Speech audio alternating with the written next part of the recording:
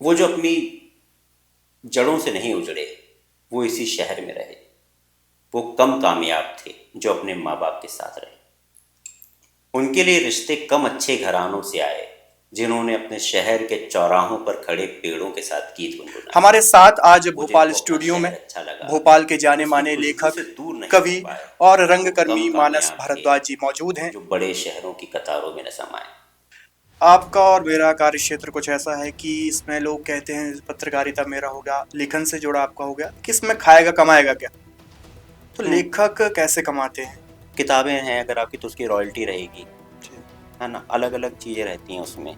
Royalty पे मेरा सवाल है कि किस हिसाब से रॉयल्टी डिसाइड होती है, लेखकों को कितना जाएगा, प्रकाशन को कितना जाएगा, वो जो देखिए, सेलर लेखक है। को मिनिमम 10% तो मिले। अब भाषा में जो पुरानी हिंदी है और जो आज के दौर की हिंदी है, जो बदलाव आ रहा है भाषा में, इसको आप कैसे देखते हैं? देखिए, भाषा तो अपने आप को हमेशा बदलती रही है और बदलती रहेगी। तो भी हिंदी में लिखने के लिए, हिंदी में कविताएं लिखने के लिए हिंदी साहित्य की क्या भूमिका है? कितना जरूरी है हिंदी साहित्य पढ़ना? पढ़ना बिल्कुल ज़रूरी नहीं है, जी। साहित्य पढ़ना ऐसे बिल्कुल कहा ज़रूरी नहीं कहा जाता है है। कि लिखने के लिए लिखने के ज़रूरी लिए नहीं है। अध्ययन देखिए, काफी लिखने जरूरी के है। लिए आपके अध्ययन की कोई ज़रूरत नहीं है। जैसे हाल ही में अब देखा कि विनोद कुमार शुक्ल जी को मैं उस कार्यक्रम में 30 था। लाख रुपए का चेक दिया गया, काफी। 6 उनकी जो दीवार में खिड़की रहती है, मेरे को एग्जैक्ट आंकड़े याद नहीं है, पर 89,000 हाँ 89,000 बिकी थी 88 वो। तो उस तरीके से उतना उसमें आप 10% के हिसाब से उनको उतनी बन रही थी। और ये सबसे बड़ी बात है कि ये जो बिक्री हुई है, इस साल भर की नहीं है, मात्र 6 महीने की। टाइटल बुक का कैसे डिसाइड करते हैं? अंदर उसमें स्टोरी अलग होगी। आप अच्छे कपड़े क्यों पहन कर रहे हो? ताकि आप ध्यान आकर्षित करो। आपने ये जैकेट पहले तो नहीं पहनी थी कल, आज आपने इसीलिए पहनी हुई है ना। खैर, आप भोपाल में बैठे हैं, आप भी भोपाली हैं, टिपिकल भोपाली हैं। और भोपाल के किस्सों पर हम बात न करें तो अच्छा नहीं होगा। भोपाल के बारे में अगर आप कुछ बताएं। भोपाल एक जादुई शहर जी। है। तो मैं दो चीज़ों का बहुत शुक्रगुजार हूँ। एक तो सारी लड़कियाँ जो जीवन में आई, उन्होंने बहुत सिखाया। और इस शहर ने कला, संस्कृति और साहित्य से अगर भोपाल का जुड़ाव देखा जाए कला, तो काफी देखिए ये तो यहाँ पर enrich। इस शहर में कैफी भोपाली थे, बिल्कुल। है ना। ताज भोपाली इस शहर के हैं। इस शहर से ताज भोपाली निकले। दुष्यंत कुमार इस शहर के हैं। राजेश जोशी इस शहर में रहते हैं। कुमार अंबुज इस शहर में रहते हैं। रमेश चंद्र शाह इस शहर में रहते हैं। विजय बहादुर सिंह इस शहर में रहते हैं। बिस्कुट खाएगा, ये गुस्से की कविता है। मैं जब मंच से या कहीं से पढ़ता हूँ तो काफ़ी, पर चूंकि कैमरे पे है तो मैं उतना एक्ट नहीं करूँ। 2000 मैं अभी 2025 तक ले आता हूँ आपको धीरे धीरे करते हुए। 2008 की कविता सुनिए आप, कि नीति के निर्धारण में, गति के धारण में, संगीत के संचालन में, वो जो गीत छुपा है वो तुम हो। तुम मेरे ख्वाबों में नया स्वरूप पा जाती हो। मैं कसम से मर जाता हूँ जब तुम याद आ जाती हो। मैं थोड़ा समय का पंचुअल आदमी हूँ। पंचुअल इसलिए कि मैं रात को सोता हूँ, 10-11 बजे सो जाता हूँ, सुबह 5-6 बजे उठता हूँ। नहीं, आप घड़ी में देखी हो तो आपके कारण बैठा हूँ मैं आज, नहीं तो मैं कल भी आपके कारण बैठा था मैं। पिता का मरना एक वक्त का ठहरना होता है। छोटी छोटी ख्वाहिशों का बड़ा हो जाना, पुराने कपड़ों में नए बदन का समाना होता है। पिता का मरना सिर्फ जिम्मेदारियों का निर्वहन नहीं है, ये महसूस करना है कि अब जो करना है वो अकेले करना है।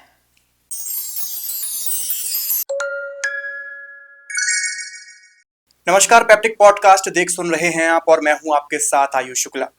आज के इस पॉडकास्ट पर हम भाषा पर बात करेंगे, हिंदी पर बात करेंगे, किस्से और कहानियों पर बात करेंगे। हमारे साथ आज भोपाल स्टूडियो में भोपाल के जाने माने लेखक, कवि और रंगकर्मी मानस भारद्वाज जी मौजूद हैं। बहुत बहुत स्वागत है मानस जी आपका। धन्यवाद, बहुत बहुत धन्यवाद। जी। अगर हम आज के दौर की भाषा पर बात करें, जैसे आप काफ़ी लिखते हैं, कविताएं आपकी बहुत प्रसिद्ध हैं, सोशल मीडिया पर भी काफ़ी वायरल होती हैं, तो आज के दौर में आप भाषा को कैसे देखते हैं, खास तौर पर हिंदी को? देखिए, भाषा जो है, जी। पहले तो आपके सभी दर्शकों को नमस्ते, मेरा अभिवादन स्वीकार करें आप। और बहुत धन्यवाद, आपने मुझे अपने स्टूडियो में बुलाया। और जितनी मेरी सीमित समझ है और जितना मुझे जानकारियां हैं उसके अनुरूप मैं जी। आपको पूरा जवाब देने का प्रयास करूंगा। भाषा पर आज की भाषा भाषा जो है अपने आप को सरल करने का प्रयास करती है।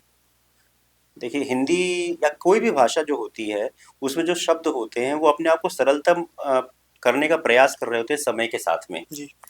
हम उन्हें और हमारा जो हम लोगों का प्रयास होता है कि हम उसको दुरूह बनाएं, मुश्किल बनाएं, क्योंकि हम सोचते हैं कि मुश्किल भाषा या मुश्किल शब्द जो हैं वो सुनने में अच्छे लगते होंगे, पर ऐसा होता नहीं है। जी तो समय के साथ में जो भी आप देखेंगे आज, मतलब आज का 80 साल 90 साल पुराना हिंदी का इतिहास बहुत पुराना नहीं है। कमला प्रसाद ने उनकी 1900 कमला प्रसाद जी की किताब आई थी 1996 के आसपास, उसमें लिखा गया था कि हिंदी का इतिहास 60 साल पुराना है। तो उससे पहले जो भाषा थी, बोली थी, वो अलग थी। जी हम 60 साल से गिने तो अभी हम उसको 80 या 90 साल मान ले, जो आज की भाषा है वो। तो उस हिसाब से वो अपना एक अच्छा समय और एक अच्छा जीवन जी रही है। हम वैसे भी भारत में जितनी सारी बोलियां हैं, भाषाएं हैं, वो एक हर इलाके, हर 20-30 किलोमीटर में भाषा बोली भाषा बदलती बदलती है। रहती है। जी तो उसमें जो भी शब्दों में सरलता जहाँ पे आ जाती है, जो सरल रहते हैं, जो आप और मैं बात कर रहे हैं, ये हिंदी ही है। जी और वो सरल हिंदी जो है सार्वभौमिक होती है और सबको स्वीकार्य होती है। जी। ये तो हिंदी भाषा की बात हो गई। जी। इसमें कविताओं का क्या रोल रहता है? समाज में कविताओं और कहानियों, किस्सों का क्या फ़र्क पड़ता है समाज में इन सब चीज़ों का? कविताएं तो भारतीय समाज में शुरू से रही हैं। जी, कविताएं हम लोग मूल रूप से जो हमें हम लिखते नहीं थे पहले। पहले तो याद रखी जाती थी कविताएं। जी। मानस जो हैं, जो रामचरित मानस है, आपकी उपनिषद के द्वारा सुना उपनिषद जो जाता था। हैं, वो सब हम सुन सुन के अगली पीढ़ी को देते थे। आपकी दादी या आपकी नानी, आपके घर में कुछ ऐसे लोग होंगे जी, जो लिपि में साक्षर नहीं होंगे, पर उन्हें पूरी रामायण याद होगी। मेरी दादी के साथ ऐसा था। मेरी दादी को नहीं थी, मेरी दादी को रामायण पूरी याद थी। जी, और भाषा कविता तो आप उसको एक कविता ही है रामायण। जी, जो रामायण महाभारत, मतलब ये तो ऐसे काव्य हैं जिनके बाहर कुछ है ही नहीं। सब कुछ आप इनके बाहर कुछ नहीं देख सकते हो, हमारी रामायण और महाभारत के बाहर। आप जिस तरीके के जितना भी काव्य समझ लो, वो सब कुछ इसके अंदर समाहित है। जहाँ तक मुझे समझ है, मैंने ऐसा कुछ नहीं देखा है जो इसके अंदर मौजूद नहीं है। कहानी के तौर पे भी, किस्से के तौर पे भी। अच्छा, तो वो तो लौकिक रूप से मौजूद रहा है, कविता हमेशा रही है। उसके बाद में अगर आप आज की मॉडर्न पोइट्री की बात कर रहे हैं, तो व्याकरण का क्या काम होता है? कविता जो है व्याकरण को क्रिएट करती है, जनरेट करती है। जी, लोग गलत समझते हैं कि व्याकरण में बंधी होती है। कविता व्याकरण में नहीं बंधी हुई है, व्याकरण क्रिएट कर रही है। भाषा इस तरीके से रहेगी जैसे कि टैगोर जो है, टैगोर को बांग्ला को एक नई तरीके से दिखाने का कारण जो है टैगोर रहे हैं। मीर ने जो, मीर से पहले जो थी रेखता, वो अलग थी। वो जो भाषा का निर्माण करने का, उर्दू का जो श्रेय जाता है, वो मीर को जाएगा। जी, तो पोइट्री जो है भाषा को निर्माण का और ग्रामर के निर्माण का एक कारण होती है। जी।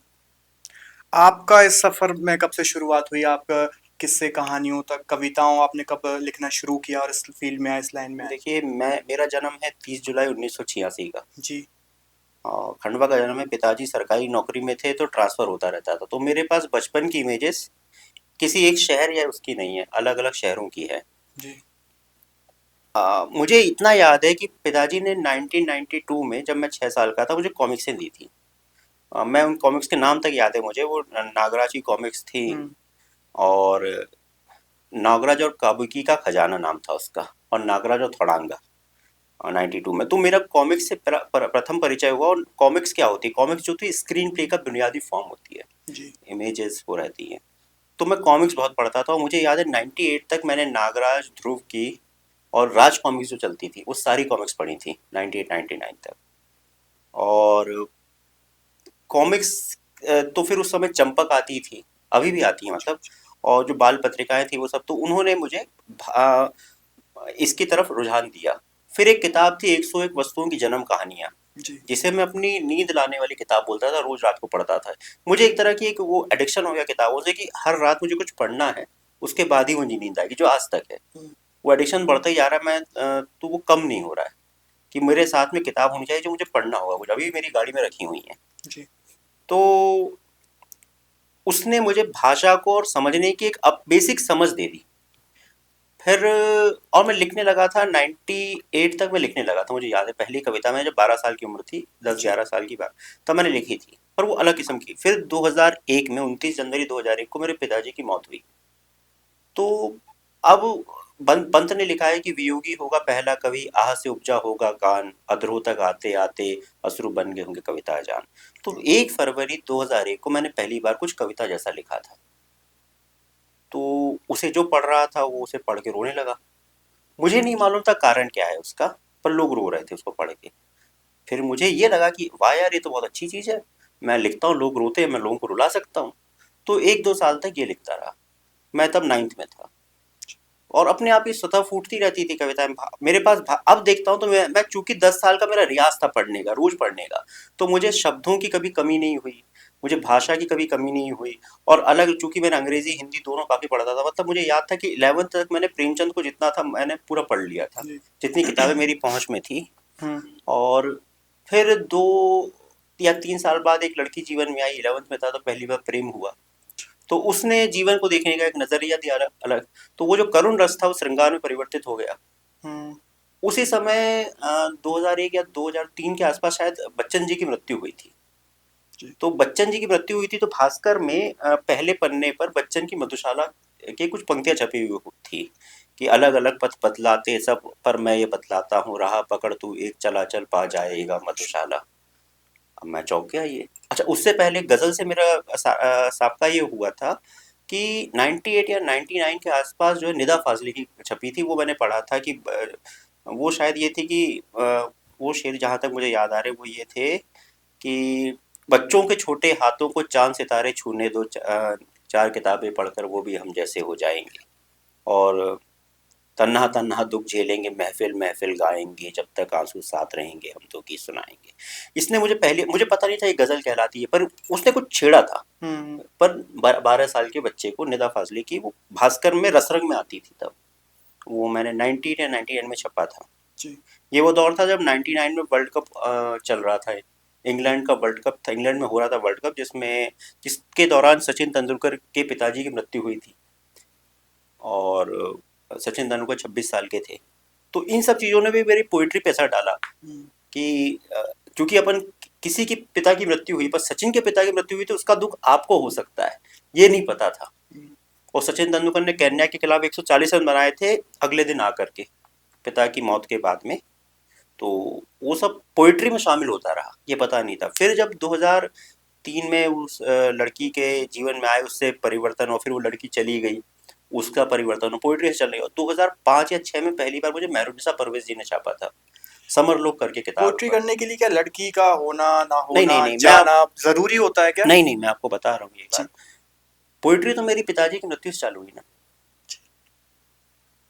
आपको पर अब देखते हैं, अगर आप इतने साल बाद, 25 साल बाद में देखता हूँ, तो आना जाना नहीं, वो तो यात्रा है। जीवन में आपको जो मोड़ मिलेगा आप उसको लिखोगे। चूंकि वो मैं 15-16 साल का, तो 15-16 साल में शरीर में हार्मोन्स जिस तरह से डेवलप हो रहे थे, तो उस समय जो सबसे ज्यादा झंकार पैदा कर रहा था, जी। वो किसी लड़की का आना ही तो होगा। बिल्कुल। आज मैं अपने बच्चे पे कविताएं लिख रहा हूँ, हम्म। पर उस दौर में थोड़ी लिख सकता था, उस समय बच्चा थोड़ी था मेरे पास। हम्म। और वो ना ही होता तो यही बेहतर था, बच्चा नहीं रहना था उस समय, वही सही है। नहीं तो मैं क्या खिलाता उसे। जी। जी। तो देखिए, जीवन यात्रा है, यात्रा में जो जो शामिल होता रहेगा आप उसको लिखते रहोगे। मैं हो सकता है आज रात को आपके बारे में लिखूं। जी। तो लड़की का होना जरूरी नहीं है, आपके पास दृष्टि होना चाहिए। दृष्टि पैदा करने में दुनिया में जो सबसे सुंदर चीज है वो आपके विपरीत व्यक्ति होता है, विपरीत लिंग वाला व्यक्ति। इससे ज्यादा सुंदर तो कुछ है ही नहीं, प्रकृति ने हम इस तरह से डिजाइन किया है। हम्म। तो ये बात थी। जी। अब भाषा में जो पुरानी हिंदी है और जो आज के दौर की हिंदी है, जो बदलाव आ रहा है भाषा में, इसको आप कैसे देखते हैं? देखिए, भाषा तो अपने आप को हमेशा बदलती रही है जी। और बदलती रहेगी। जी। अ, आज के व्यक्ति की जो समस्या है, जो पीड़ा है, वो पहले का व्यक्ति अलग था, उसका समय अलग था। जी। 2000 के बाद में समय पूरी तरह से परिवर्तित हो चुका हम्म। है ना। 2005 में ऑर्कुट आया था, 4 या 5 में, और उसे फेसबुक आया था। उसने दुनिया को बहुत सीमित कर दिया। हाँ। फिर तो हम उन लोगों से हम उन संस्कृतियों से पास जा सके जिनके बारे में हम कभी सोच भी नहीं सकते थे। हम्म। तो उनकी जो अच्छाइयाँ हैं, बुराइयाँ हमारे अंदर समाहित हो गई, हमारी अच्छाइयाँ बुराइयाँ उनमें चली गई। तो इसने उसी तरह से शब्द भी अपने आप को आते रहे। आज मेरा जो दोस्त, जो दिल्ली का दोस्त है, मैं दिल्ली की भाषा में, बोलियां भी मेरे भाषा में है। आप जो हैं छतरपुर के हैं, आपकी बोलियां भी मेरे पास हैं, हम्म। आपके भाषा शब्द भी मेरे पास है। तो भाषा तो अपने आप को हमेशा ही अ, भाषा चलायमान है, नदी की तरह है, वो तो आती ही रहेगी। हम्म। और आप उसको जो जो अच्छा लगेगा उसको समाहित करके आगे बढ़ाएगी, बाकी अपने किनारों पे पटकती जाएगी। जी। अब अ, उसमें अच्छा या बुरा कुछ नहीं है। भाषा का काम है संप्रेषण, जो संप्रेषित किया जा सके। जी। संप्रेषण का जितना सरल तरीका होगा वो रहेगा। हम्म। आप ये देख लीजिए, देखिए हम लेखक या कवि जो है, हम चीज़ों को जटिल भाषा में प्रयुक्त करते हैं। बिल्कुल। पर जो गांव के, वैसे प्रयास हमारा ये होना चाहिए कि सरल होना चाहिए, जितनी सरल बच्चे भाषा वाली में। सरल होना चाहिए। पर जटिलता फिर भी आ जाती है, क्योंकि अध्ययन जो है वो जटिलता बना देता है। आखिर में हमें करना क्या, हमें तो अध्ययन को खत्म करना है अपने, ताकि हम सरलता पे जा सकें। जी। पर हमारा जो अहंकार होता है वो जटिलता की तरफ हमें ले जाता है। पर आप गाँव पे चौपालों पे देखिए, जो कहानियां कह रहे हैं वो कितनी सरल भाषा में कितनी अच्छी कहानियां कह रहे हैं। अब तो खैर चौपाले भी कम हो गई है, क्योंकि मोबाइल ज़्यादा आगे हैं। हम्म। पर जो कहानियां कह रहे हैं वही सबसे सरल रूप है भाषा का। आपने मोबाइल की बात की, तो मोबाइल और सोशल मीडिया के दौर में पढ़ना लिखना कितना ज़रूरी हो गया है। पढ़ना लिखना तो हमेशा से ज़रूरी था। जी। ये और भाषा को, जैसे सोशल मीडिया में स्क्रॉल करते, छोटी जो 30-30 सेकंड की रील्स वगैरह देखते, लेकिन जो किताब लेके एक एक शब्द पढ़ रहे, उसका महत्व खत्म होता जा रहा है शायद धीरे धीरे। नहीं नहीं, महत्व कहाँ खत्म हो रहा है, किताबें तो अब ज़्यादा बिक रही हैं। जी। अब पहले की तुलना में ज़्यादा किताबें बिक रही हैं। और पहले भी बिकती थी, पर पहले जो है लाइब्रेरीज खरीदती थी। अब इंडिविजुअल लोग भी बहुत खरीद रहे हैं। पहले लोग लाइब्रेरी के मेंबर होते थे, अब ये पता नहीं क्या हो रहा है कि लाइब्रेरीज का कल्चर थोड़ा कम होता जा रहा है। हम्म। और सोशल मीडिया से इन्फ्लुएंस होकर लोग किताबें खरीद रहे हैं, और उनको पढ़ रहे हैं या नहीं है ये तो मुझे नहीं पता, पर खरीद जरूर रहे हैं। ये मैं आपको उसी में, मैं जानता हूँ खरीद रहे हैं, मेरे मित्रों की खरीद रहे हैं, सबकी खरीद रहे हैं। जी। तो किताबों का कमी नहीं आई है। हाँ, ये 30 सेकंड वाला जो ये फिनोमिना है, इसने ये जरूर है कि हमारे कंसंट्रेशन के समय को कमजोर कर दिया है, कम कर दिया है। कई लोगों को तो उनको जो चाहिए वो जल्दी जल्दी चाहिए। हम्म। तो ये जरूर हो जाए कि लेखन में जो हुक देने के लिए आप आगे देते थे, वो आप शुरू में देते थे, ताकि आप उसको 30 सेकंड से पहले आप उसको बांध सको, ताकि अपनी बात को आप सामने वाले को, आपको चाहिए उसका उतना ही समय, पर उस 30 सेकंड में आप उसको हुक, उसको बांधने के लिए प्रयास करते हो, पहले ही बांध दो, ताकि आप आगे जाकर के उसको समझा सको या रोक सको उसको। जी। ये जरूर प्रयास करते हैं आज के लिखने वाले लोग, जो पहले नहीं करते। पहले अपनी बात पे आने से पहले लोग पहले एक नया ग्राफ खींचते थे, अब उस ग्राफ को या उस कैनवास को कम करके पहले बात पे लाते। कैनवास वही रहेगा जो बनाएंगे वो, पर वो थोड़ी देर बाद आता है। हम्म। लेखन का तरीका बहुत नहीं बदलता है, आप रियाज करते रहोगे तो वही रहेगा। आप भी लेखक हैं, कभी हैं, अभी आप क्या लिख रहे हैं, पढ़ रहे हैं।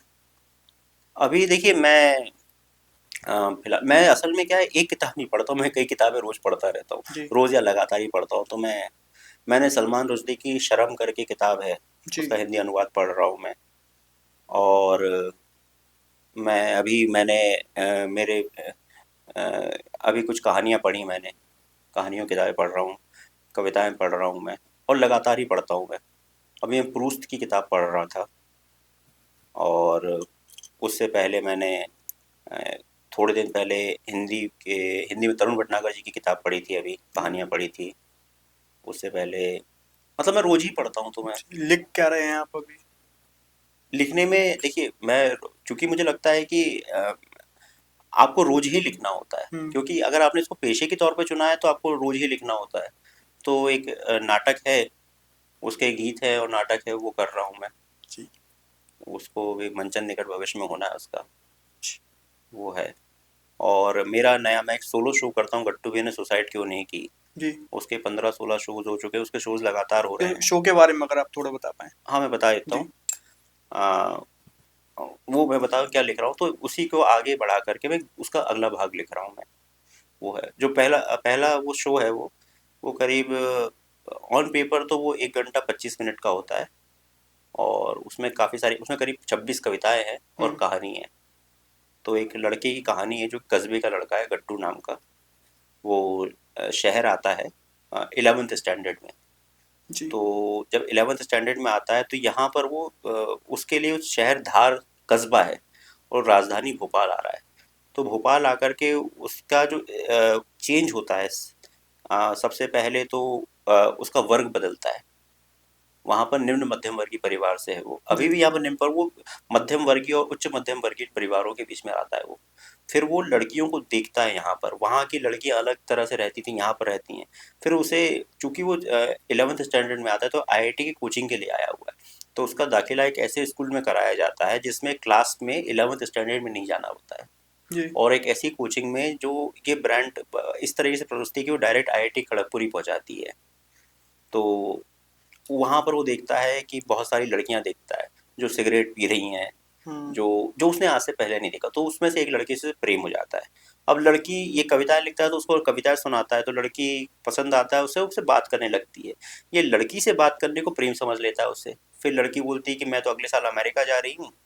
तो उसे बोलता है हमारे बीच जो रिश्ता है उसका क्या होगा? तो बोला हमारे बीच क्या रिश्ता है, मैं तुमसे बात करती हूँ, तुम्हारे साथ कभी कोचिंग के बाहर भी गई। तो इसका ना डिप्रेशन में चले जाता है वो, जी। और वो शराब सिगरेट वगैरह बहुत पीने लगता है, पढ़ाई लिखाई से ध्यान उसका विमुख हो जाता है। फिर उसका एक दोस्त रहता है सिद्धू नाम का, वो उसको किसी तरीके से सही रास्ते पे लाता है, और यही मेरा शो है। जी। स्टोरी टेलिंग क्या होती है आपके उससे नजरिए से? Story telling. स्टोरी टेलिंग क्या होती है जो मैं आपको सुना रहा हूँ, ये स्टोरी टेलिंग जी। ये, इसको बस ये है कि जैसे ये हिंदी में थोड़ा नया फॉर्म है जी। कहानी। मैं तो जो सुन रहा हूँ मैं सिर्फ स्टोरी, मैं कविताएं भी सुना रहा हूँ उसमें, मेरा हम्म। स्टोरी टेलिंग नहीं है कहलाएगा ये। हम्म। इसके लिए अभी इस फॉर्म के लिए मतलब मेरे पास भी शब्द नहीं है। जी। मैं इसे इस तरह से कहता हूँ कि पैरेलल इतिहास कह रहा हूँ मैं, जैसे आपका एक इतिहास है जिसे कि हमारे इतिहासकार नहीं लिखेंगे, हम्म। वो तो सरकारों का इतिहास लिखेंगे। हम्म। आपका इतिहास कौन लिखेगा? तो उसकी जिम्मेदारी मैंने ले रखी है। जी। बड़ी तो बात। वो आपका जो आज दिनचर्या में उसको सुना रहा हूँ मैं। हम्म। तो गट्टू मतलब गट्टू और कोई नहीं, आप ही हो। हम्म। आप ही को जब 11th में आए होगे तो आप ही को किसी से प्रेम हुआ होगा, जी। आप स्वीकार करो ना अस्वीकार करो। तो उसी की कहानी मैं सुना रहा हूँ, आप ही की कहानी सुना रहा हूँ। आपकी कहानी को सुनाने को आप स्टोरी टेलिंग मान लीजिए। जी। वो कोई ये नई विधा नहीं है, जो मराठी साहित्य है उसमें बहुत पहले से रहा है, वहाँ पर कहानियाँ सुनाई जाती थी। और हमारे यहाँ भी हिंदी में इस तरह से नहीं था, हिंदी में या तो कविता सुनाई जाती थी या नाटक होते थे, सिर्फ कहानी नहीं सुनाई जाती थी, कवि सम्मेलन होते थे। जी। हम लोग ये कुछ ऐसा कर रहे हैं कि कहानियों में, मैं जो बाकी मित्र हैं मेरे वो कहानियां सुना रहे हैं, मैं कहानी में कविता ज़्यादा मिला दे रहा हूँ। जी। मेरी 50% कविता होती है, 50% कहानी होती है, चूंकि मैं मूल रूप से एक कवि हूँ। तो 25 कविताएं सुना रहा हूँ मैं, 25 कविता एक घंटे में सुना नहीं, हम्म। काफ़ी ज़्यादा होता है, 25-26 कविताएं हैं और बाकी बचा हुआ कहानी हो जाती है वो। पर वो आपको समझ में नहीं आता कि क्या कविता है क्या कहानी है, वही उसका खेल होता है। तो भी हिंदी में लिखने के लिए, हिंदी में कविताएं लिखने के लिए हिंदी साहित्य की क्या भूमिका है? कितना जरूरी है हिंदी साहित्य पढ़ना हम लोगों को? देखिए कविता जो है पढ़ना बिल्कुल ज़रूरी नहीं है, जी। साहित्य पढ़ना ऐसे बिल्कुल कहा ज़रूरी नहीं है। कहा जाता है कि लिखने के लिए लिखने के लिए ज़रूरी नहीं है। अध्ययन देखिए काफी लिखने जरूरी के है। लिए आपके अध्ययन की कोई ज़रूरत नहीं है, ये ज़रूर है अच्छा लिखने की ज़रूरत है। जी। क्योंकि आपको पता होना चाहिए कि पहले क्या लिखा गया है। ये पढ़ेंगे और नहीं तो हम लोगों के मैं पास वही मैं कह रहा हूँ, शब्दकोश कहाँ से आएगा? शब्दकोश के लिए किताबों की ज़रूरत नहीं है, आप जो बात कर रहे हैं वही तो है। हम्म। मुझे मतलब नेरुदा ने तो 19 साल की उम्र में सबसे अच्छी कविताएं लिख दी थी अपने जीवन की, हम्म। 20 love poems and a song of despair, जिनको नोबेल मिला है बाद में। तो 19 साल की उम्र तक उन्होंने को इतना मतलब पढ़ा था, मैं ये थोड़ी अस्वीकार कर रहा हूँ कि पढ़ा नहीं था वो। पर पढ़ने के लिए देखिए आपके पास दृष्टि होनी चाहिए और आपके पास ये क्षमता होनी चाहिए कि आप देख करके लिख पाओ। लिखना क्या है, आप किसी मीडियम की चीज़ को आप देख रहे होते हो, उसको आप पन्नों पर निकाल देते हो, आप जी। उसमें कुछ काल्पनिकता होती है, कुछ सच सच होता है, कुछ ऑब्जर्वेशन अलग तरह से होते हैं, वही होता है, वो दृष्टि ही है। पढ़ने से ये फायदा होता है कि आपको ये पता होता है कि किस तरीके से और कहा जा सकता है। सब कुछ कहने का तरीका, देखिए हम कुछ नया नहीं कहेंगे, हम्म। हम वही कहेंगे जो सालों से कहा गया है, सदियों से कहा गया, सालों से नहीं, सदियों से कहा गया, 10,000 साल पहले जो कहा गया था हम वही कहेंगे, है ना। और तो उसको बस कहने का एक नज़रिया होना अलग होता है और कुछ नहीं होता है। हम पढ़ने की आवश्यकता इसलिए होती है कि हमें मनुष्य के तौर पर बेहतर बनाया जा सके। आदमी पढ़ता क्यों है? आदमी पढ़ता इसलिए है ताकि उसमें सिर्फ पन्ने पर लिखी हुई जो बात है उसकी जो संवेदनशीलता है वो स्वयं में वो संवेदना को महसूस करता है और उससे वो एक मनुष्य के तौर पर बेहतर बनता है जी। और मनुष्य के तौर पर बेहतर बनना है तो एक अच्छी बात हो गई। आपका और मेरा कार्य क्षेत्र कुछ ऐसा है कि इसमें लोग कहते हैं, पत्रकारिता मेरा हो गया, लेखन से जुड़ा आपका हो गया, कि इसमें खाएगा कमाएगा क्या? तो लेखक कैसे कमाते हैं देखिए आज के कमाई, दौर के हाँ बात करें तो? देखिए कमाई के लिए जैसे मेरी जो आय के स्रोत होते हैं एक तो शोज रहते हैं, जी। है ना, मैं कुछ एड्स लिखता हूँ उसके लिए रहते हैं, वो रहता है, नाटक के लिए जो लिखता हूँ उसका रहता है। तो आय के स्रोत तो बहुत सारे रहते हैं इसमें जी। लेखन में। किताबें हैं अगर आपकी तो उसकी रॉयल्टी रहेगी, जी। है ना, अलग अलग चीज़ें रहती हैं उसमें। रॉयल्टी पे मेरा सवाल है कि किस हिसाब से रॉयल्टी डिसाइड होती है, लेखक को कितना जाएगा, प्रकाशन को कितना जाएगा, और पब्लिक और बाकी जो बीच के माध्यम है उसका प्रॉफिट वगैरह कितना होगा, जो देखिए लेखक सेलर है? को मिनिमम 10% तो मिलती है किसी भी किताब की, जी। 10% रहती है। और बुक सेलर को एक अलग रहती है, एक प्रकाशक की अपनी, प्रकाशक ने चूंकि पैसा लगाया ऐसा नहीं रहता है, 10% से 40% तक लेखक को मिलती है। जी। अलग अलग जैसे पेपर बैग जो रहता है उसमें 10% रहती है, जी। फिर हार्ड कवर रहता है उसमें थोड़ी ज़्यादा रहती है, जी। फिर अगर उसी किताब का किसी चीज़ में अगर उसको बदलाव जाएगा उसकी 30% 40% रहती है, इस तरह से रॉयल्टी रहती है। वो रॉयल्टी का निर्धारण इस तरीके से होता है। जैसे हाल ही में अब देखा कि विनोद कुमार शुक्ल जी को मैं उस कार्यक्रम में 30 था लाख मौजूद। रुपए का चेक दिया गया, काफी छः सोशल मीडिया पर इसकी तारीफ हुई, लोगों जी ने प्रकाशन को भी प्रकाशन के जो है उनकी भी तारीफ की, तो इसको कैसे देखते हैं आप? एक बहुत अच्छी बात है। जी। कितना बड़ा चेक उन्हें दिया गया, उनकी नहीं इतनी सारी किताबें बिकी। देखिए उसमें उन्होंने पूरा प्रेजेंटेशन करके बताया था, जी। मैं वहीं था, सामने ही था वो। इनफैक्ट मेरा सेशन था हिंदी में, उसमें हिंदी साइड में आउटसाइड है, जी। उसके बाद में जस्ट बाद वाला उन्हीं का था, उन्हीं जी। को दिया गया था चेक। तो वो पहले होना था पर वो शायद मौजूद नहीं पाए, आ नहीं पाए थे, तो इसलिए उनको बाद में हुआ था, तो मैं सामने ही मौजूद था। तो उन्होंने उससे पहले बकायदा दिखाया कि कितनी किताबें बिकी उनकी। जी। उनकी जो दीवार में खिड़की रहती है, अब मेरे को एग्जैक्ट आंकड़े याद नहीं है पर 89,000 हाँ, 89,000 बिकी अप्रोक्स। थी वो। हाँ, और उनकी जो कविताओं की किताबें हैं, दो कविताओं की किताबें जो हिंदी उनके पास, जिसका वो है हिंदी उनके पास, तो वो उनकी 2,000 या 4,000 बिकी थी, मेरे को आंकड़े याद नहीं एग्जैक्ट, लगभग इतना मेरे है को। ना। तो उसमें उसका 10% उन्होंने उसमें लगा लीजिए आप। जी। तो एक किताब की कीमत शायद 20 या 200 या 300 रुपये थी, मैं आंकड़े याद नहीं। हार्ड पेपर के 300 नहीं रुपए थी। सॉफ्ट पेपर में, सॉफ्ट कॉपी में थी, मुझे आंकड़े याद नहीं है। जी। तो उस तरीके से उतना उसमें आप 10% के हिसाब से उनको उतनी बन रही थी। और ये सबसे बड़ी बात है कि ये जो बिक्री हुई है ये साल भर की नहीं है, मात्र 6 महीने की है। और 6 महीने की भी मतलब अभी के 2 महीने की नहीं, उससे भी 2 महीने पुरानी है ये। उन्होंने बताया, शैलेश जी ने बताया था कि वो चेक तो ऑलरेडी दे चुके हैं, जी। पैसे उनको दे चुके हैं, ये तो सिर्फ एक दिखाने के लिए था ये। मतलब एक नए तरीके की बात थी कि हिंदी में इतना बड़ा चेक दिया जा दिया जा सकता रहा है। है। जी। वो भी 6 महीने का है ये, और 6 महीने भी शायद 2 महीने पहले वाले 6 महीने हुए थे उनके। उसके बाद में मतलब अभी तो उनकी और किताबें बिक ही रही हैं। उसके बाद में अभी मैं भी देख रहा हूँ, मेरी एक दोस्त से बात हो रही थी आज दिल्ली में, वो नाटक करता है, 24-25 साल का है। उसके ग्रुप में 2 या 3 लोगों के पास दीवार में एक खिड़की रहती है। जी, मेरे पास भी है। आपके पास भी, आपने पढ़ी है, बहुत अच्छी बात है ये। तो एक अच्छी बात इसमें यह है, शैलेश जी ने भी वहाँ से कहा था कि हिंदी की किताबें बिक रही हैं। उन्होंने ये कहा कि ये नहीं कहते कि पहले प्रकाशक उतना पैसा नहीं देते थे। बात ये है, प्रकाशक हिंदी किताबें बिकती कम है।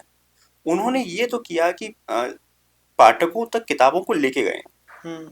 ये उन बहुत अहम योगदान है हिंदी उनका, कि पाठक भी कौन से, जो हम जैसे पाठक हैं वो तो शुरू से किताबें खरीद रहे हैं, पर एक 18 साल का लड़का, उसके पास उस तरीके से किताब पहुंचा है जिस जगह पर वो मौजूद है, सोशल मीडिया से, अलग अलग तरीकों से, जो उसको लुभावने लगते हैं। ये उनका बहुत बड़ा योगदान है कि वो उन पाठकों तक हिंदी की किताबें लेके गए हैं।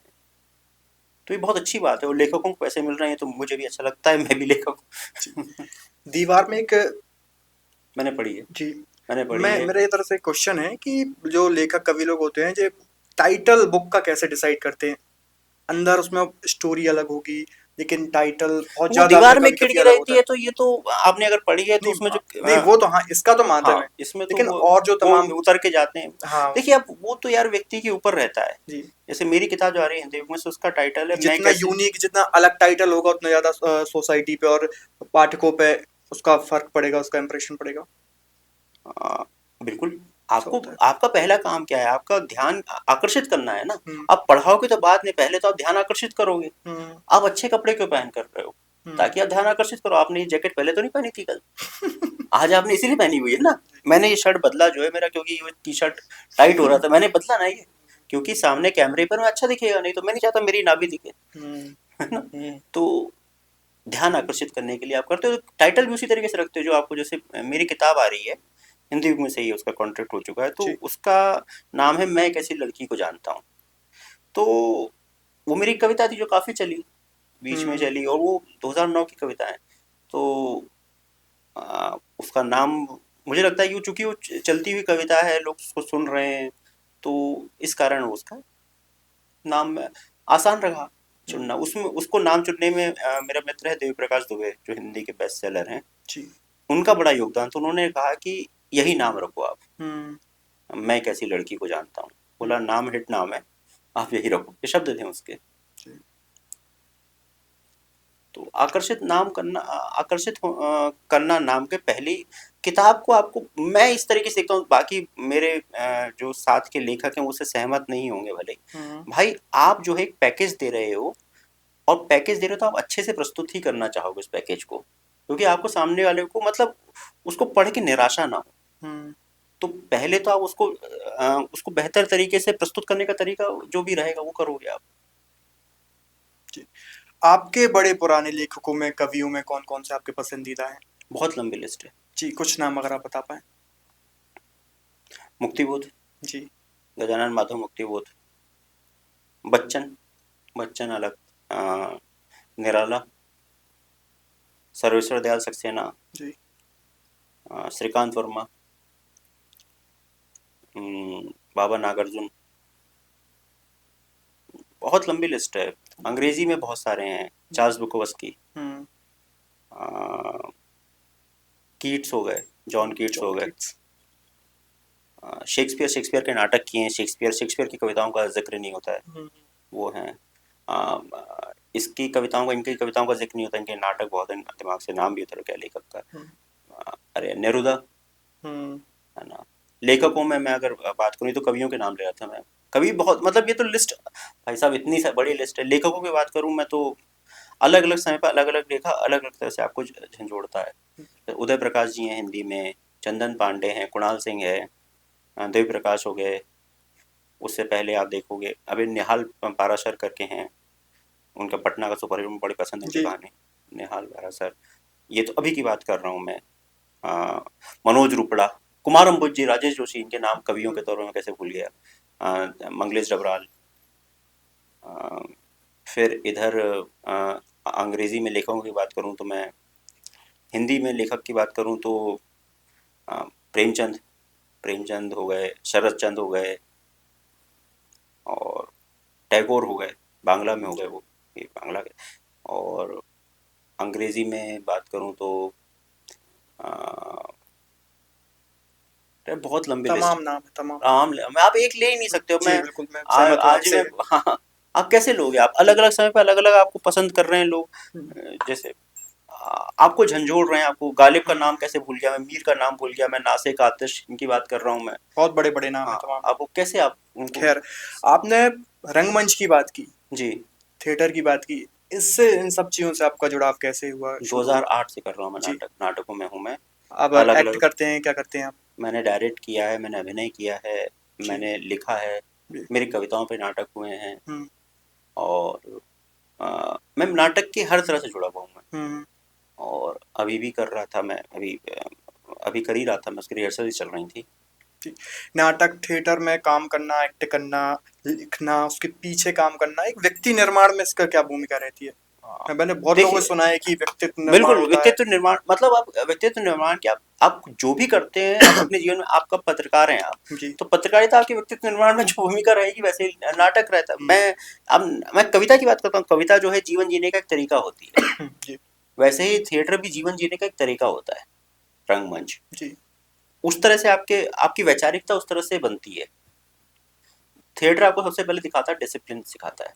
बिल्कुल थिएटर डिसिप्लिन सिखाता है, फिर अपने आप को प्रस्तुतिकरण तो ठीक है, अपने आप को स्वस्थ रखना सिखाता है। हम्म, क्योंकि आप स्वस्थ नहीं रहोगे तो आप 1.5 घंटा, 1 घंटा, सवा घंटा मंच पे नहीं रह सकते। उसमें लोगों को लगता है आसान है, पर बहुत ताकत लगती है। जैसे जैसे उम्र बढ़ रही है तब तक समझ में आ रहा है। मतलब मैं तो ये देखता भी हूँ, बोलता भी हूँ कि मेरे साथ के जो मेरे जो सीनियर्स हैं, जो 60 साल के हैं, जो थिएटर करते हैं, और जो लोग दूसरे थिएटर नहीं करते हैं, उनमें वो लोग ज़्यादा शारीरिक रूप से बेहतर हैं जो थिएटर नहीं करते उन लोगों के मुकाबले। स्वस्थ हम्म, रहने की एक इच्छा देता है वो। हम्म, और स्वस्थ स्वास्थ्य तो बहुत ज़रूरी चीज़ है। बिल्कुल। आप हिंदी को, भाषा को, जो पाठ्यक्रम है जो हम लोगों को पढ़ाया जाता है कक्षाओं में, पढ़े स्कूल में, कॉलेजों में, इसमें आप साहित्य को, अच्छे साहित्य को कैसे देखते हैं कि पाठ्यक्रम में जोड़ा जाए, जो अब धीरे धीरे काफी बदलाव हो रहे हैं, नई नई एजुकेशन पॉलिसीज वगैरह आ रही हैं, इसमें आप कैसे क्या कहेंगे, इसमें सोचेंगे? देखिए, पाठ्यक्रम में साहित्य तो जुड़ा ही है, जी शुरू से है वो तो। जी आप एमपी बोर्ड और सीबीएसई, मैं देखिए, मैंने स्कूलिंग तो मेरी 2002 में खत्म हो चुकी है, तो मुझे आज के बारे में, जी आज 23 साल बाद आप पूछ रहे हैं तो मुझे बिल्कुल नहीं पता इस जी बारे में आज क्या है। हम्म, और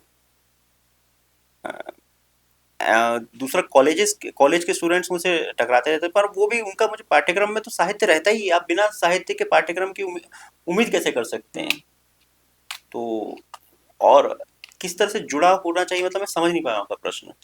मतलब किस टाइप का उसमें पाठ्यक्रम में इन्वॉल्वमेंट होनी चाहिए हिंदी भाषा की, कैसे, किस देखिए, टाइप का? हिंदी में तो जुड़ा ही हुआ है हिंदी साहित्य। जी आ, जहाँ मुझे याद है कि हम शायद 9th 10th में, प्रेमचंद का उपन्यास था, हमारा पतला उपन्यास था, निर्मला, हम्म जुड़ा था वो। हम्म अब मुझे अब का नहीं मालूम है, हम्म, क्योंकि समय के साथ पाठ्यक्रम चेंज होता रहता है, जी हाँ समय के सही साथ, बात। और वो जरूरी भी है, क्योंकि हम्म पाठ्यक्रम जो है अपने आप को आप चेंज करते रहते हो, और समय को देखते हुए, बच्चों की स्थिति को देखते हुए, भौगोलिकता को देखते हुए। भौगोलिक बहुत कारण होता है उसमें, बहुत बड़ा कारण होता है किस उसमें जगह पर मौजूद है वो। जी। यार आप भोपाल में बैठे हैं, आप भी भोपाली हैं, टिपिकल भोपाली हैं, और भोपाल के किस्सों पर हम बात न करें तो अच्छा नहीं होगा। भोपाल के बारे में अगर आप कुछ बताएं। भोपाल एक जादुई शहर जी है। बिल्कुल। भोपाल एक जादुई शहर है। अ, या चारों तरफ से, मतलब ये एक ऐसा और अद्भुत। साहित्य से भी भोपाल हाँ, का मैं काफी आपको मैं लंबा जुड़ाव है, हाँ, अगर मैं मैं देखूं बता रहा तो हूँ मैं। कला से। हाँ, भोपाल एक जादुई शहर है। मैं बहुत सारे शहरों में रहा हूँ, मैं मुंबई में रहा हूँ 7 साल। हम्म बाकी मैं पूरे देश में घूमता रहता हूँ। मैंने किसी शहर में ये नहीं देखा है कि आप एक जगह रहते हो, हम्म फिर एक दूरी पे जाते हो, बीच में एक लंबा गैप होता है जिसमें कुछ ही नहीं होता, फिर एक जगह आप रहने लगते हो, हम्म फिर एक दूरी पे जाते हो, बीच में एक तालाब आ जाता है, फिर कुछ नहीं है, हम्म 8-9 किलोमीटर तक फिर आप रहने लगते हो। हम्म मतलब वो क्लस्टर्स बने हुए हैं। फिर एक एक शहर है जिसके अंदर तालाब भी है, जिसके अंदर डैम भी है।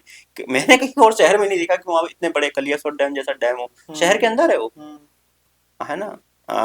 कैरवा डैम है, हम्म, बड़ा तालाब है, बिल्कुल। छोटा तालाब है, 16 तालाब है शायद यहाँ पर। जी तो और भोपाली लोग बड़े मजेदार लोग होते हैं। हम्म उनके पास आप चले जाइए, उनके पास हर चीज का हल होता है। हम्म उनके पास टेंशन नामक चीज होती ही नहीं है। हम्म और वो आप, मतलब मैं मानता हूँ कि अगर ये शहर ने मुझे इतना दिया है, मेरे पास क्या है, इस शहर के सिवा कुछ भी नहीं है। हम्म कायदे से देखा जाए तो मैं दो चीज़ों का बहुत शुक्रगुजार हूँ। एक तो वो सारी लड़कियां जो जीवन में आई, हम्म उन्होंने बहुत सिखाया। हम्म। और इस शहर ने मुझे जीवन जीने का को आसान बनाने का तरीका सिखाया, कि आसान कितना हो लोग सकता है। कहते हैं भोपाल शहर बहुत स्लो है, बहुत धीरा शहर है, दिन भर में एक काम करते हैं लोग आराम से, स्लो स्लो सब चीजें इसमें चलती बुरा रहती क्या है? हैं। जी बुरा क्या है? वो हाँ खुश है, हाँ उनको खुश रहने दीजिए। जी फास्ट होके भी क्या फायदा? हम्म आप ये बताइए ना। आपको असल में यहाँ पे जो 70-80 साल जीने हैं, वो खुश होके गुजार लेने दीजिए। फास्ट होके भी, मतलब ठीक है, जिनको फास्ट होने में फायदा है, उनको लग रहा है वो करें, वो हम्म जो स्लो रहना चाहते हैं वो स्लो रहने दीजिए उनको। हम्म वो स्लो इतना नहीं है, वो खुश हैं अपने जीवन में, अपने परिवार के साथ में खुश हैं, अपनी प्रेमिकाओं के साथ में खुश हैं, हम्म। अपने माता पिता के साथ में खुश हैं, तो बढ़िया बात है। कि कला संस्कृति और साहित्य से अगर भोपाल का जुड़ाव देखा जाए कला, तो काफी देखिए ये तो यहाँ पर enrich। इस शहर में कैफी भोपाली थे, बिल्कुल। है ना, ताज भोपाली इस शहर के हैं। अ, इस शहर से ताज भोपाली निकले, दुष्यंत कुमार इस शहर के हैं, राजेश जोशी इस शहर में रहते हैं, कुमार अंबुज इस शहर में रहते हैं, रमेश चंद्र शाह इस शहर में रहते हैं, विजय बहादुर सिंह इस शहर में रहते हैं, जो अभी रह रहे हैं, मैं उनकी बात कर बिल्कुल। रहा हूँ, है ना। तो इस शहर में कला, बंसी कौल इस शहर में रहते थे, अलकनंदन इस शहर में रहते थे, है ना। अ, मैं अनगिनत नाम है, हबीब तनवीर इस शहर में रहते थे।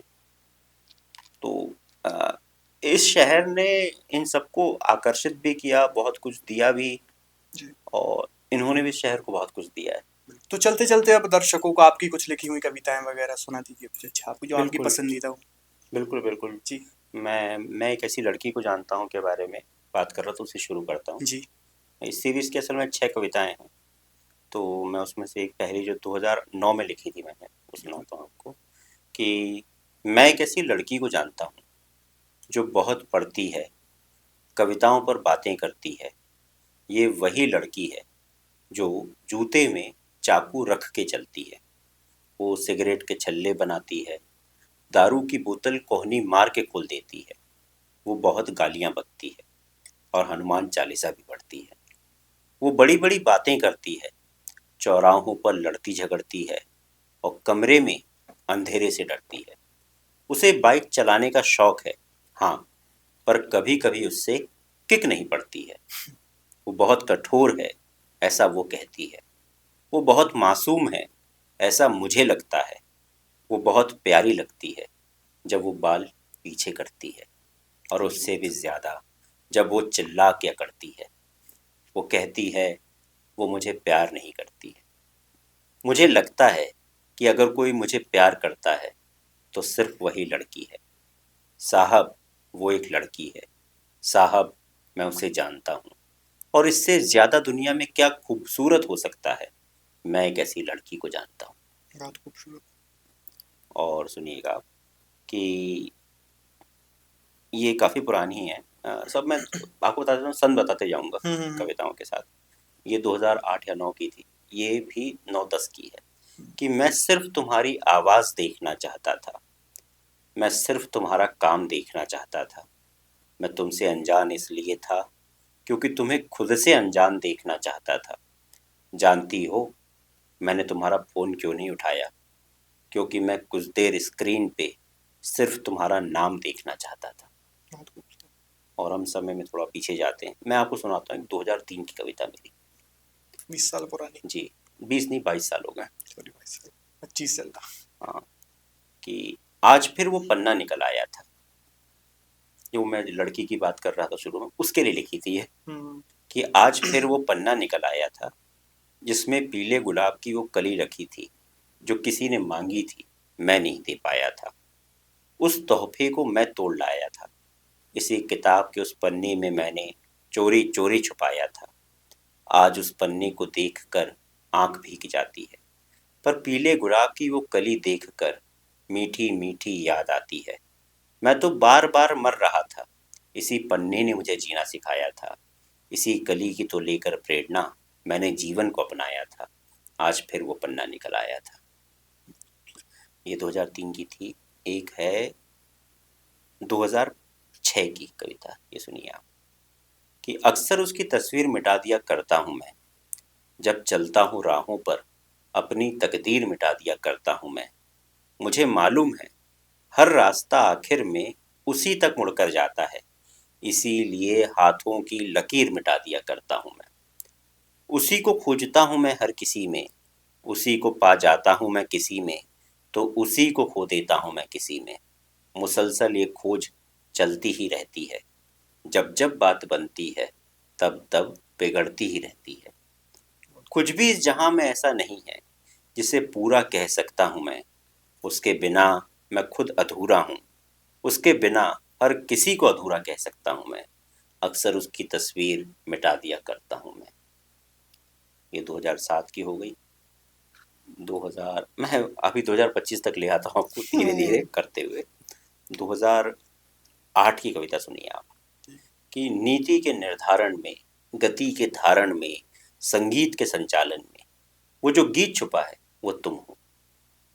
तुम मेरे ख्वाबों में नया स्वरूप पा जाती हो। मैं कसम से मर जाता हूँ जब तुम याद आ जाती हो।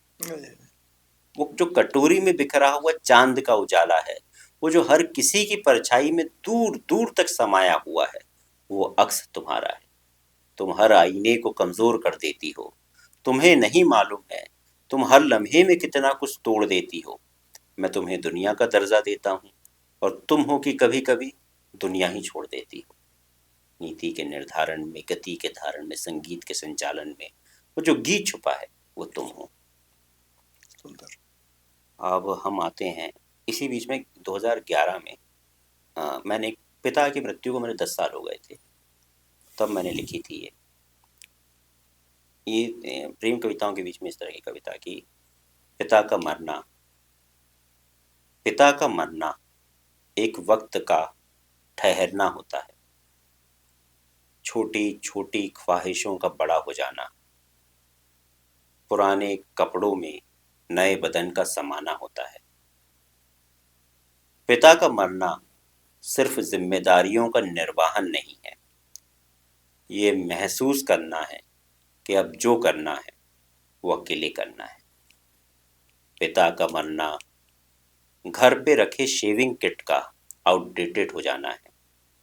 सिगरेट के कुछ पैकेट्स का फेंक दिया जाना है। अलमारी से कुछ किताबों को हटा देना है कभी कभी, और कुछ पुराने किस्सों पे मुस्कुराना है, और कभी कभी अकेले में आंसू बहाना है। पिता का मरना एक चाबी और एक बैंक अकाउंट को चलाना है। पिता का मरना एक कार का आपको मिल जाना है। पिता का मरना, पिता का मरना एक बिस्तर का खाली रह जाना है। पिता का मरना एक बिस्तर का खाली रह जाना है, और कुछ कपड़ों से एक परफ्यूम की महक आना है। पिता का मरना सिर्फ जिम्मेदारियों का निर्वहन नहीं है, ये महसूस करना है कि अब जो करना है वो अकेले करना है। पिता का मरना एक समय है, एक क्षण है, एक क्षण के साथ जिंदा रहना है, और एक क्षण के साथ जिंदा रहते जाना है। पिता का मरना और कुछ भी नहीं है, सिर्फ आपका मरने से पहले एक बार मर जाना है।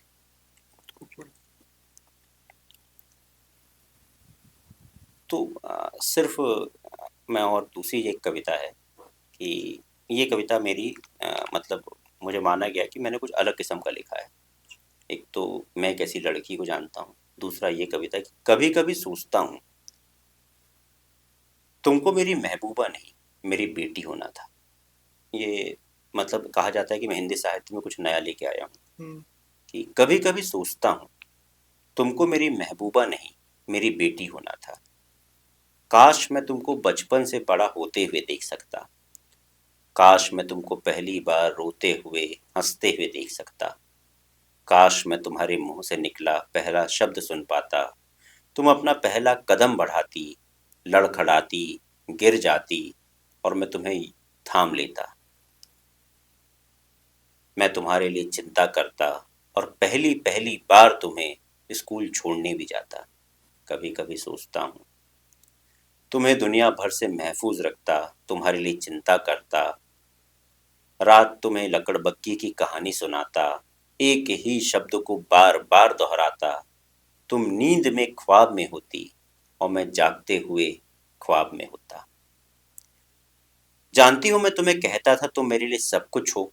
नहीं, तुम मेरे लिए सब कुछ नहीं हो। तुम रोशनी हो, तुम ख्वाब हो, तुम जिंदगी हो, तुम ही मौत भी हो। मैं तुम्हारे बिना जीने की सोच सकता हूँ, मगर मैं तुम्हारे बिना जी नहीं सकता। बहुत सुंदर। ये सीरीज थी, इसमें 2 कविताएं हैं और 3 हैं असल में, मैं दूसरी भी सुना देता हूँ। ये मुझे प्रिय ज़्यादा ये वाली है कि अगर तुम महबूबा नहीं मेरी बेटी होती तो मैं तुम्हें स्कूटर पे कभी कभी अपने आगे खड़ा कर लेता, और हॉर्न में तुमको अपनी मर्जी से बजाने देता। या फिर कभी सड़क पे खाली तुम गाड़ी का एक्सीलरेटर मांग लेती तो मैं तुमको थमा देता। जब तुम डरती सड़क पे कुत्तों से तो मैं तुम्हें गोदी में उठा लेता। और टीवी पे हॉरर शो से डरती तो मैं तुम्हारी आंखों के आगे हाथों से पर्दा बना देता। तुमको डर नहीं लगता अखबार की भयावह खबरों से, क्योंकि अगर तुम महबूबा नहीं मेरी बेटी होती तो मैं तुम्हें कभी खबरें नहीं पढ़ने देता, ना ही बचपन में न्यूज़ चैनल देखने देता। अगर तुम महबूबा नहीं मेरी बेटी होती तो तुमको पता होते शहर के सारे पार्क और पार्क का हर एक झूला, और झूलों के बारे में तुम्हारे पास होती हर बार एक नई कहानी। मैं तुम्हारी हर कहानी सुना करता। रात को गर्म दूध पीते हुए हम तारों को गिना करते, और एक दिन मैं बता देता बस उतने ही होते हैं तारे जितने तुम गिन पाती हो। इसके बाद के सारे तारे मैं खुद ही बुझा देता अगर तुम महबूबा नहीं मेरी बेटी होती। और दूसरी कुछ कविताएं अलग तरह की, कि एक कविता मेरी कि बिस्कुट खाएगा, ये देखिएगा, बिस्कुट खाएगा। ये गुस्से की कविता है। मैं जब मंच से या कहीं से पढ़ता हूँ तो काफ़ी, पर चूंकि कैमरे पे है तो मैं उतना एक्ट नहीं करूँगा। बिस्कुट खाएगा, नमकीन खाएगा, दाल खाएगा, पानी पिएगा, जिंदा रहेगा, सांसें लेगा, वोट देगा, अपनी राय रखेगा, तू सोचेगा, प्रार्थना करेगा, सपने पालेगा, बच्चे पढ़ाएगा, बाजा बजाएगा, गाना गाएगा, नौकरी करेगा, लड़की झुमाएगा, प्यार जताएगा, कोई आएगा तुझे रोकेगा, हिम्मत दिखाएगा, जान से जाएगा, बिस्कुट खाएगा। ये थोड़ी सामाजिक, देखिए सामाजिक कविताएं भी और हैं कि वो जो अपनी जड़ों से नहीं उजड़े वो इसी शहर में रहे। वो कम कामयाब थे जो अपने माँ बाप के साथ रहे। उनके लिए रिश्ते कम अच्छे घरानों से आए जिन्होंने अपने शहर के चौराहों पर खड़े पेड़ों के साथ गीत गुनगुनाए। वो जिनको अपना शहर अच्छा लगा, जो उसकी खुशबू से दूर नहीं हो पाए, वो कम कामयाब थे जो बड़े शहरों की कतारों में न समाए। बहुत खूबसूरत। उनकी वो जिनकी मार्कशीट सेकंड डिवीज़न की थी या फिर सप्लीमेंट्री वाली, वो जिनके सपनों में बड़ी कंपनियों के पैकेज नहीं आए, वो जो चाहते थे कोने में अपनी दुकान और रात को 2 बजे मॉडिफाइड गाड़ी दौड़ाएं, वो कम कामयाब थे। उनके लिए रिश्ते कम अच्छे घरानों से आए। उनके लिए रिश्ते कम अच्छे घरानों से आए वो जिन्होंने सड़कों पर हमेशा धीमे कदम बढ़ाए। वो जो कई भाभीियों के भैया कहलाए, जिनके पास हमेशा समय था किसी के लिए भी किराने की दुकान से कुछ लाने के लिए। वो जिन्होंने सब बड़ों को कंधे दिए, वो कम कामयाब थे। वो कम कामयाब थे जो अपने बचपन का प्यार भुला नहीं पाए। वो इसी शहर में रहे। वो जो कामयाब थे वो किसी बड़े शहर में गए। उन्होंने, जो कम कामयाब थे, उनके बच्चे महंगे स्कूलों में नहीं पढ़ पाए, पर उन्होंने कभी नहीं सोचा खुशी कुछ और भी हो सकती है। वो जो कामयाब थे वो किसी बड़े शहर में पार्टी करते रहे। उनके बच्चे महंगे स्कूलों में गए। उन्होंने कई तरह के बीमा कराए। वो अपना बैंक अकाउंट चेक करते रहे, पर फिर भी मर गए। वो जो कामयाब थे। वो जो कम कामयाब थे वो भी मर गए। वो जो कामयाब थे उनके अंतिम संस्कार में कम लोगों ने आंसू बहाए। वो जो कम कामयाब थे उनके अंतिम संस्कार में ज्यादा लोगों ने आंसू बहाए। और एक सुनिएगा। रात ख्वाब में क्या देखता हूँ, उसने अपने हाथों से अपना फोन नंबर मेरे हाथों पे लिख दिया है और अपने घर का पता बताया है, मुझे बुलाया भी है। जागता हूँ तो क्या देखता हूँ, हाथों पर फोन नंबर तो मिट चुका है, पर कलम चलने का निशान अभी बाकी है। उसके घर का पता तो याद नहीं है, पर अभी भी एक मकान, यादों में एक मकान बाकी है। और सुनिएगा एक कि दुनिया का रूप बदल लेते हैं, खुद का स्वरूप बदल लेते हैं। मुझे तुमसे मोहब्बत है, यही आखिरी सच है, वरना लोग तो दीवारों में आईने लगा देते हैं, सूरज की धूप बदल लेते हैं। कुछ लोग जिंदगी में जंगली घास उगने देते हैं, कुछ लॉन की धूप बदल लेते हैं, कुछ रिश्तों की आजमाइश में लगे रहते हैं और कुछ घरों के संदूक बदल लेते हैं, दुनिया का रूप बदल लेते हैं। मेरा मेरा 2.5 साल का बच्चा अपने फोन से चिड़िया को फोन लगाता है और कहता है, चिया आओ। ये अलग बात है, ये अद्भुत बात है कि फोन नकली है। ये कमाल बात है कि चिड़िया आती है। वो मच्छरदानी पर बैठी हुई मक्खी से कहता है, मक्खी सो जाओ। उसके जन्म से पहले हम मक्खी को मार दिया करते थे। आजकल मक्खी से गुजारिश करते हैं, मक्खी सो जाओ। मैंने ये जाना है मक्खी से भी बात की जा सकती है। चिड़िया को एक ऐसे फोन से पुकारा जा सकता है जिसमें सिग्नल नहीं आते हों। जवान लड़के रात को घर लेट जाते हैं। उनकी अपनी मसरूफियत होती है जिसे घर के बड़े नहीं समझ सकते। उनको पान वाले की दुकान हर रात बंद करानी होती है। इस धरती पर अगर जवान लड़के नहीं करेंगे पान वाले से रात की आखिरी बातें, तो पान की दुकानें बंद नहीं होंगी और पान की दुकानों का शेप धीरे धीरे बढ़ता जाएगा जो इस धरती को लील लेगा। जवान लड़के हर रात बचाते हैं इस धरती को पान की दुकानों के द्वारा लील लिए जाने से। वो हर रोज बनाते हैं पान की पीक से पेंटिंग और सिगरेट के धुएं से बादल। इस धरती पे मौजूद बादल का कुछ प्रतिशत जवान लड़कों की सिगरेट का धुआं है। साइंस नहीं प्रूव कर पाएगा। जवान लड़कों को चाय वाले की आखिरी चाय भी पीनी होती है, क्योंकि चाय के गिलास में रात को बहते हैं समंदर, और इस समंदर ना पिए जाएं तो सुनामी आएगी और तख्त पलटे जाएंगे। जवान लड़के तख्त को बनाए रखने के लिए हर रात पीते हैं समंदर। उनको देखना होता है कि चौकीदार रात को सीटी बजा रहा है तो उसके हाथ में थमे डंडे से किस ताल में संगीत निकलता है। जवान लड़कों को संगीत से प्यार है। जवान लड़कों को बस स्टैंड की आखिरी बस को भी विदा करना होता है और रेलवे स्टेशन की आखिरी ट्रेन को भी। बस के कंडक्टर को यह भ्रम है कि बस उसके कहने से चलती है। ट्रेन के गाइड को नहीं पता ट्रेन उसके झंडे से नहीं, जवान लड़कों के कहने पे शहर छोड़ती है। जवान लड़कों की आंखों में होती हैं अनगिनत मोहब्बतें, जिसकी गिनती रात को चांद करता है। चांद असल में एक मुंशी है जिसके बही खाते में दर्ज है जवान लड़कों की आंखों की मोहब्बतें। घर वालों को लगता है जवान लड़के कुछ नहीं करते। घर वालों को नहीं पता जवान लड़के बूढ़े होके नहीं मरते। काफी लंबी लंबी कविताएं आपको अपनी याद है। अरे शुक्रिया साहब, अब मैं यही कर रहा हूँ 25 साल से। नहीं, फिर भी आजकल लोग देख के पढ़ते हैं ज्यादातर। हाँ, इसमें थोड़ा ये भी है कि मैं थोड़ा समय का पंचुअल आदमी हूँ। पंक्चुअल इसलिए कि मैं रात को सोता हूँ 10-11 बजे सो जाता हूँ, सुबह 5-6 बजे उठता हूँ। नहीं, आप घड़ी में देखेंगे तो आपके कारण बैठा हूँ मैं आज, नहीं तो मैं कल भी आपके कारण बैठा था मैं। तो उससे क्या होता है, आपकी याददाश्त बेहतर रहती है। तो ये थे हमारे साथ मानस भारद्वाज जी, जिन्होंने तमाम विषयों पर अपनी राय रखी। आपको ये पूरा पॉडकास्ट कैसा लगा है, कमेंट बॉक्स में अपनी राय जरूर दीजिए। शुक्रिया।